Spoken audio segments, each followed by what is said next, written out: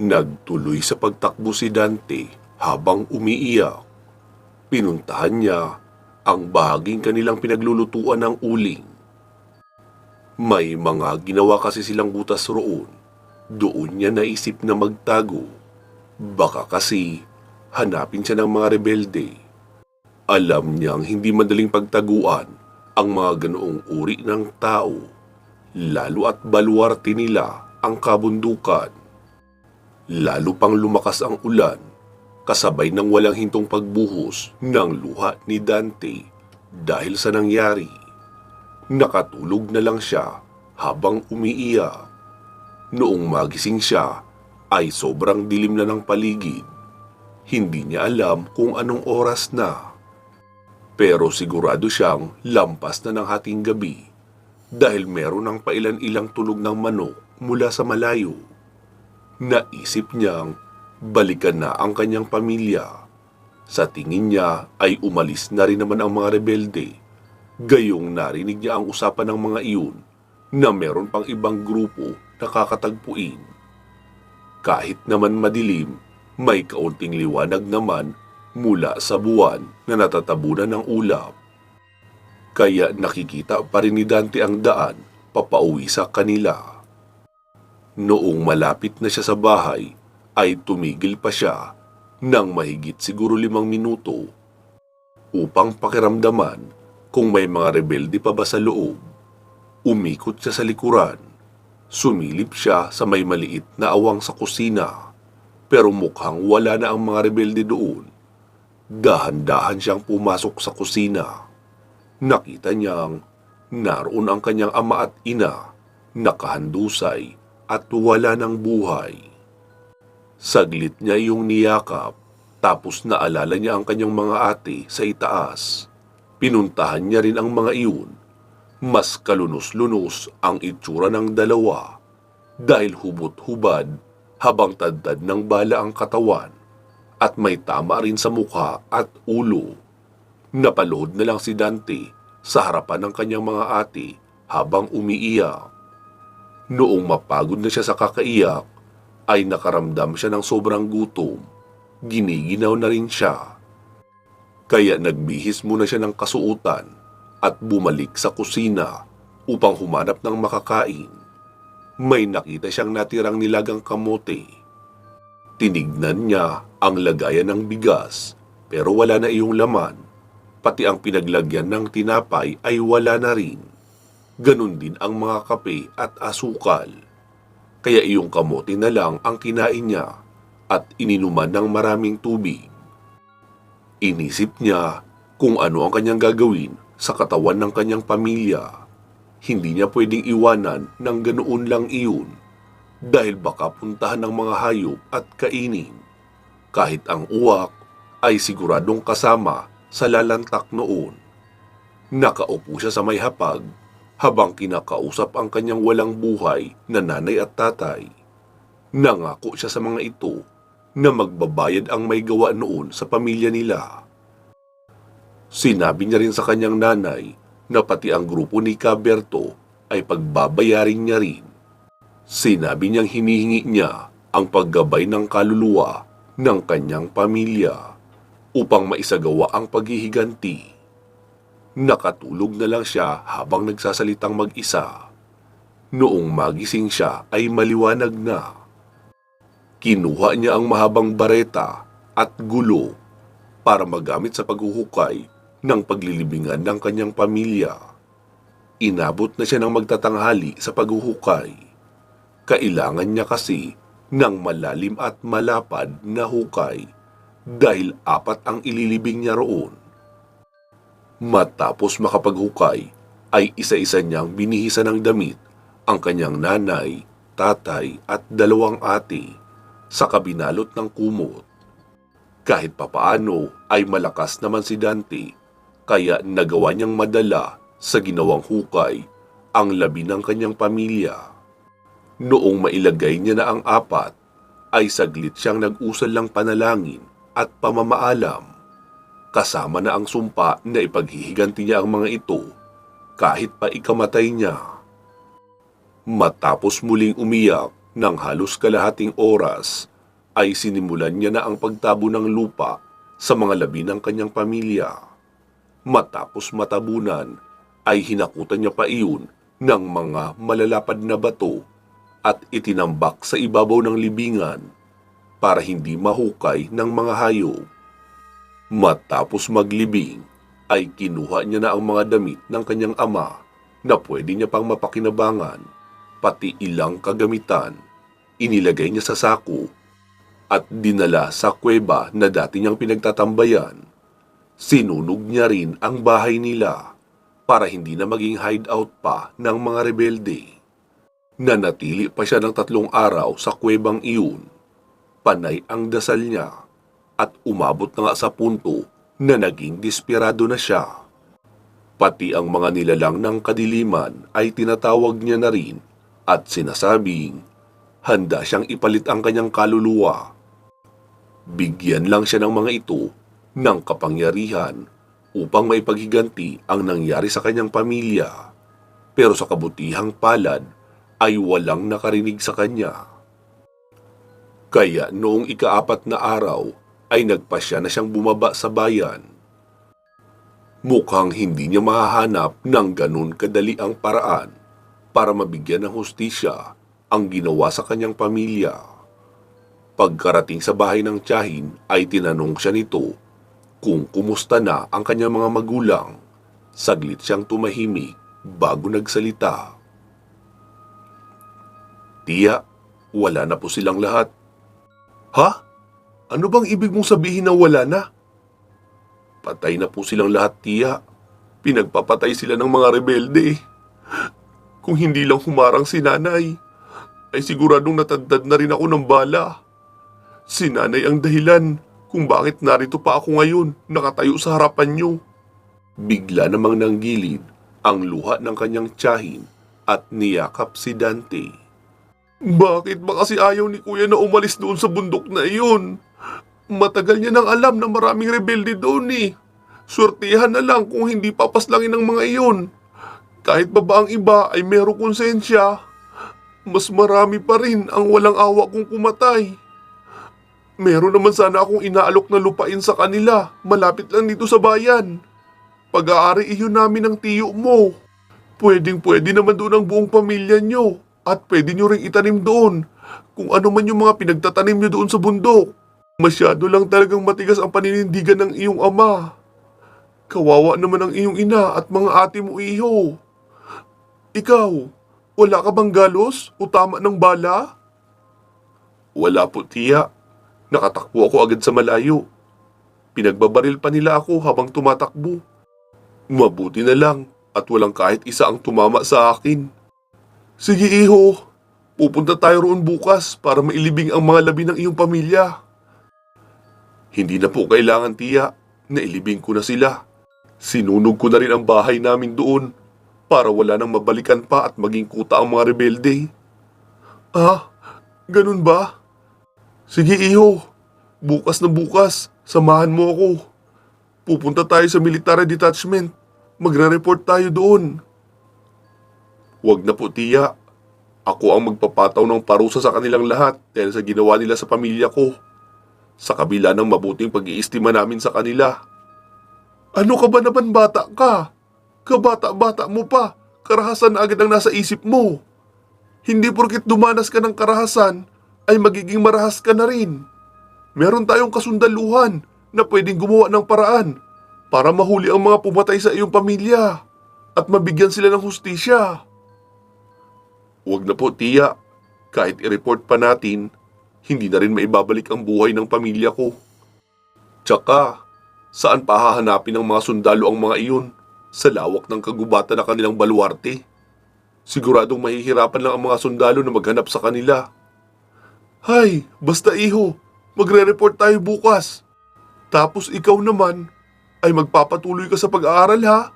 Hanggang sa makapagtapos ka ng kahit high school para matupad ang iyong mga pangarap." Tumango-tango lang si Dante, pero sa isip niya ay hindi nawawala ang kanyang pangako na ibibigay ang hustisya sa kanyang pamilya. Ilang taon ang lumipas Namuhay ng pangkaraniwan si Dante.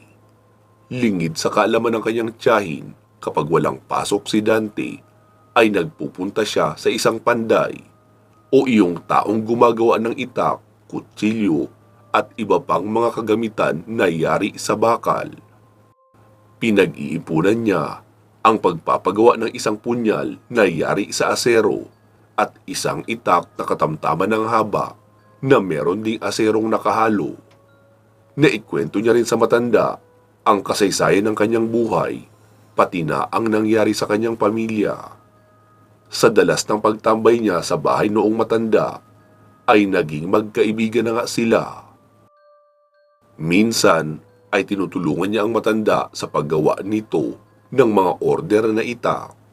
Doon na rin siya pinapakain ng matanda kapag naaabutan siya ng tanghalian o di kaya hapunan. Kahit pa isang masaklap na karanasan ang dinanas ni Dante, pinapayuhan pa rin siya noong matandang si Mang Ignacio. Nakalimutan na ang nangyari sa kanyang pamilya at ipagpasa Diyos na lang ang lahat. Mas makabubuti sa kanya na pagtuunan niya na lang ang kanyang mga pangarap. Para kapag siya naman ang nagkaroon ng pamilya, ay meron na siyang kakayahan na mamuhay sa bayan at hindi na sa kagubatan kung saan palaging nakaamba ang panganib. Pero kahit anong paliwanag ang gawin ng matanda, hindi nagbabago ang puso ni Dante. Maghihiganti pa rin siya. Nabanggit sa kanya ng matanda na napakahirap gawin ng kanyang nais dahil ayon pa rito na karamihan sa mga rebelde ay hindi nakaasa lang sa kanilang mga baril. Hindi ba raw nagtataka si Dante kung bakit sa dami ng mga sundalo na sumusugod sa kabundukan at may malalakas na armas at teknolohiya, bakit tuwing may engkwentro ay mas marami pa rin ang nalalagas sa mga sundalo kaysa sa mga rebelde? At kahit ilang operasyon pa pabalik-balik sa kabundukan ang mga sundalo, ay hindi maubos-ubos ang mga rebelde. Napatanong naman si Dante, bakit nga po ganun? Sabi naman ni Mang Ignacio, dahil ang mga rebelde ay madalas merong tangan na mga agimat o mutya. Proteksyon iyon para hindi sila madaling masukol ng mga sundalo. Merong anting-anting na hindi sila matatablan ng bala. Pwede ring, imbis na sa kanila tumama ang bala, ay liliko para hindi tumama sa kanilang katawan. Marunong din sila gumamit ng mga tagabulag, isang uri ng kakayahan na hindi sila makikita ng mga tao. Kaya may mga labanan na merong bumabaril, pero hindi malaman ng mga sundalo kung saan nanggagaling dahil wala naman silang nakikitang tao mula sa pinanggagalingan ng mga bala. Lahat ng sinabi ni Mang Ignacio ay tinatandaan ni Dante. Nabanggit din ni Mang Ignacio na may mga rebelde na nagpapahawa ng pagkaaswang para mas mabangis pa sila kaysa isang galit na sundalo. Lalo pa silang palalakasin ng mga tangan nilang anting-anting at mutya. Kaya kahit walang baril o anumang armas, ay kaya nilang sumalakay sa mga sundalo nang hindi sila napipinsala. Manghang-mangha si Dante sa lahat ng kanyang mga naririnig mula kay Mang Ignacio. Hanggang sasabihin niya kay Mang Ignacio na turuan siya nito ng lihim na karunungan para matapatan niya ang mga rebelde. Tumawa naman ang matanda at sinabing wala naman siyang alam sa lihim na karunungan. Kaya niya lang alam ang mga iyon dahil isang babaylan ang kanyang kuya na naninirahan sa kabundukan ng Bicol. Nagulat naman daw si Dante sa narinig at tinanong kung ang kuya ba ni Mang Ignacio ang tumutulong sa mga rebelde na magkaroon ng mga anting-anting. Sabi naman ni Mang Ignacio na hindi. Isang mabait at matulungin na tao ang kanyang kuya Ismael. Kinamumuhian rin noon ang mga salbahing rebelde, pero hindi niya naman pwedeng ilagay ang batas sa kanyang mga kamay na basta na lang papatayin lahat ng rebeldeng makakasalamuha sa kabundukan. Pero kung meron itong nakikitang sitwasyon na merong binibiktima ang mga rebelde na mga inosenteng tao, ay doon palang nakikialam ang kanyang kuya. Napatango-tango na lang si Dante at sinabing, may anting-anting uwala ang mga rebelde ay hindi magbabago ang kanyang plano na paghihiganti. Tapos nagpaalam na siya kay Mang Ignacio na uuwi na. Kailangan niya na raw matulog ng maaga dahil pupunta pa siya sa dati nilang bahay sa bundok para abangan ang mga rebelde na dumaan. Natapos na kasi noon ang ipinapagawa ni Dante na itak at punyal. Kinabukasan, maagang umalis ng bahay si Dante. Ang paalam niya sa tiyahin ay pupunta sa isang kaklase dahil merong gagawing proyekto. Agad namang pumayag ang tiyahin. Umalis si Dante, dala ang isang backpack na animoy pupunta lang sa paaralan. Pero ang laman ng backpack ay tubig, tinapay, itak, punyal at reserbang damit. Nagsimula na siyang maglakad papaakyat sa bundok kung saan dati silang nakatira. Madalas siyang mapalingon sa likuran dahil nararamdaman niyang parang may nakasunod sa kanya. Pero sa tuwing lilingon siya ay wala namang tao. Doon na siya nagsimulang kabahan. Naalala niya kasi ang mga sinabi ni Mang Ignacio na may kakayahan ang mga rebelde na gumamit ng tagabulag. Kaya kahit pa umaga ay hindi mo sila makikita, kahit pa nasa harapan mo na ang taong gumagamit ng ganoong kakayahan. Nagmadali na siya sa paglalakad para mailigaw ang kung sino mang sumusunod sa kanya. Dumaan pa siya sa dating kinakatirikan ng kanilang bahay at sa puntod na kanyang pinaglibingan sa kanyang pamilya. Halos hindi na halata na may inilibing doon. Dahil kahit pinatungan niya ng maraming bato ang ibabaw, ay naging masukal pa rin at naging matalahib na. Saglit siyang huminto upang magpahinga at uminom ng baon niyang tubig. Makalipas ang 10 minuto ay muli na siyang naglakad at tinungo ang kuwebang kanyang pinaglalagyan ng mga dati nilang gamit sa bahay. Masukal na rin ang bukana noon. Kaya pinagpapalo niya muna ng mahabang kawayan para lumabas kung meron mang tumirang ahas sa loob. Nagpausok din siya sa bukana para mapalabas ang mga ibon at kung anumang hayop ang natutulog. May ilang paniki lang ang lumabas mula roon, tapos natahimik na ang loob.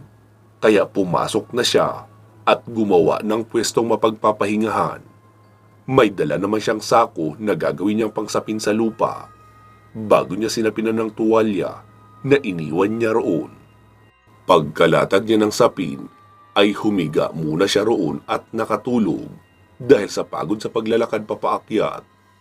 Noong magising siya, ay kumain siya ng tinapay bago sumilip sa labas. Hapon na noon, inihanda niya na ang sarili at nag-abang. Alam niya kasing madalas dumaan sa unahan noon ang mga rebeldeng umaakyat papunta sa bundok. Ang balak niya ay gagayahin niya iyong napapanood niya sa mga pelikula. Iisa-isahin niya sa paghablot ang mga rebelde. Uunahin niya ang kung sino mang mahuhuli sa paglalakad. Nilamok na lang siya sa paghihintay ay wala pa ring napapadaan. Naisip niyang doon na magpalipas ng gabi sa kuweba. Tapos aagahan na lang ang pagbaba sa bundok sa kinabukasan. Noong babalik na sana siya sa loob ng kuweba, ay nakarinig siya ng maraming boses na nag-uusap. May mga tumatawa rin. Muli siyang bumalik sa masukal na bahagi na kanyang pinagtaguan. Nakita niyang ang mga rebelde na nga iyon. Merong pasan na mga kababaihan ang 3 sa mga iyon. Mukhang mga hostage nila na gagawing parausan sa bundok. Hindi niya namumukhaan kung iyon ba ang pumatay sa kanyang pamilya o ang grupo ba ni Caberto. Medyo madilim na rin kasi. Dahan-dahan na siyang gumapang papunta sa malapit sa daan. Balak niyang kung sino man ang mahuhuli ay siyang hahablutin niya papunta sa may gilid ng talahiban at uundayan ng saksak. Saka siya tatakas at muling mag-aabang sa mga susunod na araw. Pero nakita niyang isang malaking lalaki ang nahuhuli. Balbasarado iyon pero kalbo at napakabangis ng itsura. Napalunok siya ng laway at nagdadalawang isip kung itutuloy niya pa ba ang kanyang binabalak. Muli niyang inalala ang mga nangyari sa kanyang pamilya, kaya muling sumiklab ang galit sa kanyang puso. Nakalimutan niya na ang takot at hindi na inisip na kahit saan tignan, wala siyang mailalaban sa ganoon kalaking tao. Lalo pa at armado iyon ng baril at may itak rin na nakatali sa bewang. Dahan-dahan na siyang gumapang at dumapa sa may talahiban hanggang sa dumaan na ang mga rebelde. Hinihintay niya na lang na makalagpas ang karamihan. Nakita niyang umihi pa sa unahan ang isang nahuhuli. Kaya tumayo na siya at nakahanda na ang sarili at ang punyal para sa kanyang pag-atake. Nang biglang may humawak sa kanyang kamay ng mahigpit, nabitawan niya ang punyal. Tapos tinakpan rin noon ang kanyang bibig. Sabay dahan-dahan siyang hinila papaatras. Noong makalampas na ang nahuhuling rebelde, ay saka pa lang siya binitawan ng kung sino man iyong humablot sa kanya. Pagkalingon niya ay laking gulat niya noong makitang iyon ay si Mang Ignacio. Sumenyas muna iyon sa kanya na huwag maingay habang nakatingin sa unahan at hinihintay na makalayo ng tuluyan ang mga rebelde. Noong malayo na ang mga iyon, ay pinasunod siya ni Mang Ignacio papabalik sa kuwebang kanyang tinutuluyan.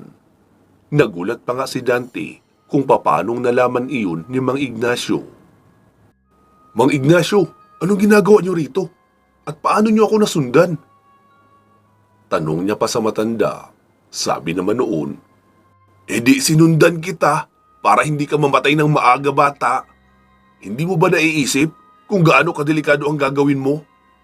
Siguro naman, nakita mo kung gaano kalaki iyong balak mong hablutin. Para kang kuting noon na humablot ng tigre. Tingin mo, kahit ba may punyal ka, mapapaslang mo iyon? Baka nga hindi ka man lang makasugat doon." "Ha? Bakit po? At paano nyo nasabi? Hindi mo ba nakikita ang kakaibang tato ng mga tuldok sa mukha noon? Pati yung suot niyang mga kwintas? Anting-anting iyon at miyembro ng pinakamatinik na mga rebelde sa probinsyang ito. Walang nakakasukol sa kanila. Tapos sa isang binatilyo lang siya madidisgrasya na walang kahirap-hirap." Mahabang paliwanag pa ni Mang Ignacio. "Pero Manong, hindi ako matatahimik hanggat hindi ko nabibigyan ng hustisya ang pagkamatay ng pamilya ko." Muli namang sumagot si Mang Ignacio. Di gawin mo sa tamang paraan at tamang panahon. Magsanay ka ng mabuti sa pakikipaglaban. Ikaw ba, nakasubok ka ng mabugbog ng kahit kasing edad mo lang?" Iiling-iling naman si Dante. "Kapag hindi ka nasusuka sa isang malakas na bigwas sa sikmura at hindi ka na mawawala ng malay kapag tinamaan ka sa panga, doon mo lang masasabing may maibubuga ka na sa laban. Pero hindi pa iyon sapat. Kailangan mo pa ng kaalamang espiritual na maipanlalaban sa mga pinanghahawakan ng mga rebelding iyon. Hindi ka man makalamang, at least mapantayan mo man lang ang kakayahan nila para maging patas ang laban. Tara, sumama ka muna sa akin. Ipapakita ko sa iyo ang mga sinasabi ko." "Siya nga pala, meron ako nito." Wika pa ni Mang Ignacio, sabay may inilabas na maliit na botelya. "Ano po yan, Manong?" "Isa itong langis ng mga babaylan. Bubula o kukulo ito kapag may aswang na malapit. Nakikita mo ito? Bumubula pa ng kaunti. Dahil yan sa kadaraan lang ng naramdaman nitong aswang. Kaya ang duda ko, may mga aswang sa grupong iyon. Kung hindi man isa, maaaring lahat sila." "Ha? Seryoso talaga kayo, Manong? Na totoo ang mga aswang?" "Abay, oo naman. Hindi ka pa ba nakakakita ng aswang? Sa bundok nga kayo nakatira." "Hindi pa po eh. Si tatay kasi, kapag papalubog na ang araw, ay bawal na lumabas ang kahit sino sa amin. May mga naririnig naman kaming kakaibang huni sa labas na sinasabi ni nanay na tunog raw ng aswang. Pero hindi naman kami nakakakita. Bawal na rin kasi sumilip sa labas kapag gabi na. Alam mo iho, matagal kayong tumira sa bundok pero wala kang nakaengkwentrong aswang. Isa lang ang ibig sabihin noon. May alam ang iyong ama na paraan para maitaboy sila. Kaya hanggang paghuni lang at pagpaparamdam lang ang nagagawa nila sa inyo. Hindi talaga makalapit ng tuluyan sa bahay nyo. Tara na, sundan natin ang mga iyon. Sigurado akong hindi nakalayuan dito ang pansamantalang pahingahan ng grupo nila. Lalo at malayo na rin naman ito sa bayan. Bago kami nagtuloy sa paglalakad, ay may inilabas muna ng mga dahon si Mang Ignacio. Pinitpit niya iyon sa pagitan ng kanyang dalawang palad at noong kumatas na kaunti, ay ipinahid niya iyon kay Dante para raw hindi maamoy ng mga aswang ang amoy nito. Siya naman ay meron ng nailagay sa katawan noong nagsisimula pa lang siyang maglakad papaakyat. Pansamantala muna nating puputulin dito ang ating kwento. Magsama-sama tayong muli sa part 3. Mag-iingat po kayo palagi at hanggang sa muli.